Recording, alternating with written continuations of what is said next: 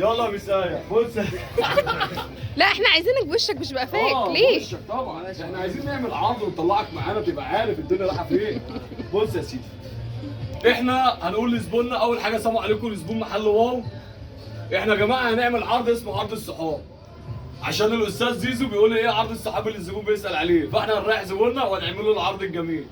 كل الموديلات اللي موجوده قدام منكم دي كده يا جماعه اي قطعه فيها ب 200 جنيه. ده العرض اللي انا عامله لزبوني، اي قطعه ب 200 جنيه. كل الاشغال اللي قدام منكم دي 5 سم 7 سم 9 سم، كل الموديلات دي باذنك يا رب كامله من 37 لحد 40. امين؟ تقول لي بقى فين عرض الصحابه يا كابتن زيزو؟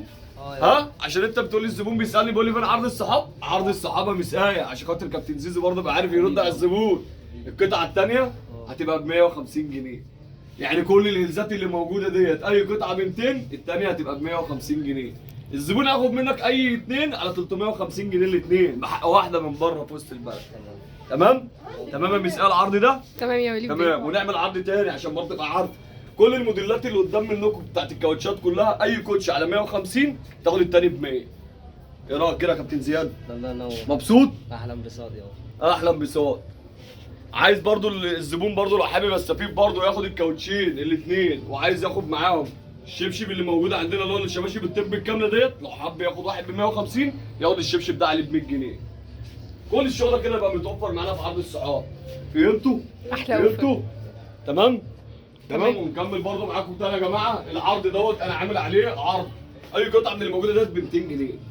الثانيه هتبقى برضه ب 150 جنيه. كده احنا ممكن نقول للزبون ايه؟ اي هيلز من اللي موجود ابو 200 يقدر ياخد معاه اي حاجه من الفلاتات او الصابون الصندل ياخده بكام؟ ب 150 جنيه. يعني الاثنين ب 350. تقدر تاخد قطعه كده وتاخد معاها هيلز، الاثنين يبقوا ب 350 جنيه. ونيجي بقى للعرض بقى الحلو باذنك يا رب الشغل البلاش عشان خاطر المصايف نكون خلصنا عليها خالص. كل اللي على الارض دوت كده هيبقى ب 70 جنيه. العرض ده كده شامل يا جماعه ان شاء الله ابو 70 ده حتى نفاذي بكميه. كل اللي موجود في السلايد كله هيبقى ب 70 جنيه، والكروكسات دي برضه هتبقى ب 70 جنيه.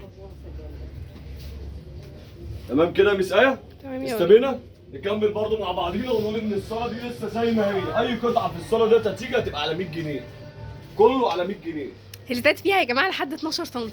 كل دوت هينفع الكوتشي عليهم فيها برضه ب 100 شغل جنيه من كامل أول باذن قطعة. الله على 100 جنيه. الكوتشي ب 100 جنيه اول قطعه. يعني ما فيش دبل هنا يا جماعه، هتاخدوا الكوتشي الجزمه الهيلز كل حاجه هتاخديها ب 100 جنيه في الصاله دي.